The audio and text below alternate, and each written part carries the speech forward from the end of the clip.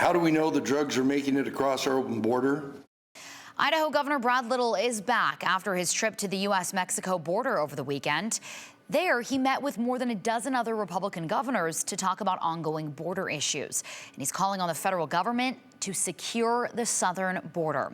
Our Jude Binkley caught up with Little to ask him about the trip, about what he learned, and what's next for Idaho's involvement. Jude, get us up to speed. Well, Morgan, Governor Little joined 14 other Republican governors for a briefing about what's going on at the border.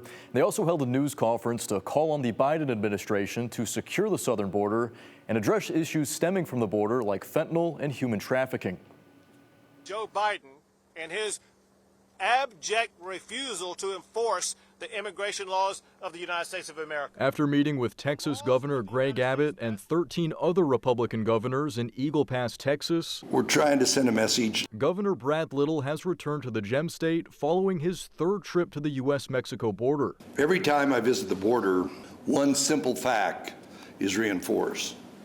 The cartels, not the American government, and not the Mexico government, are controlling access into our country. The cartels purposely overwhelm the Border Patrol agents with illegal crossings in one area as a distraction, and then they smuggle the bad guys' drugs across in other areas. Dangerous drugs like fentanyl, which Governor Little says is cheap, abundant, highly addictive, and deadly.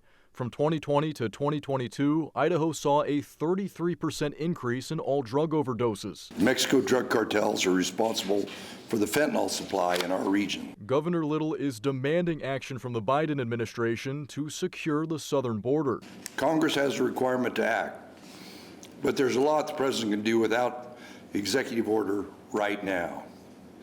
In particular, he can do what Republican governors called on him to do for 3 straight years.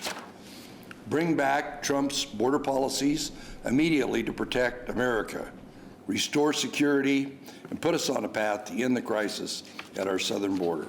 The meeting of governors in Texas came just over a week after Governor Little announced he would send Idaho State police troopers to the border to work alongside the Texas Department of Public Safety. They will train with the Texas DPS on the latest tactics related to drug trafficking and human trafficking. That is training for my folks that we could get nowhere else.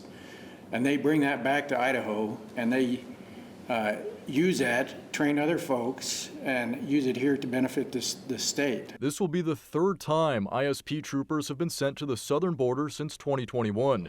Troopers Michael Grigg and Christopher James Cottrell were part of those previous deployments. For us, it was a huge eye-opener, and it really changed a lot of the techniques that we use in man-tracks as far as apprehending fugitives and what have you. A lot of that has to do with developing cases beyond the traffic stop and further into the criminal organizations. Also methods in which they deploy in order to observe and detect criminals roadside, interview methods, different types of trafficking. We've been largely familiar with drug trafficking, and we're now learning a lot more from Texas DPS relative to human trafficking and smuggling.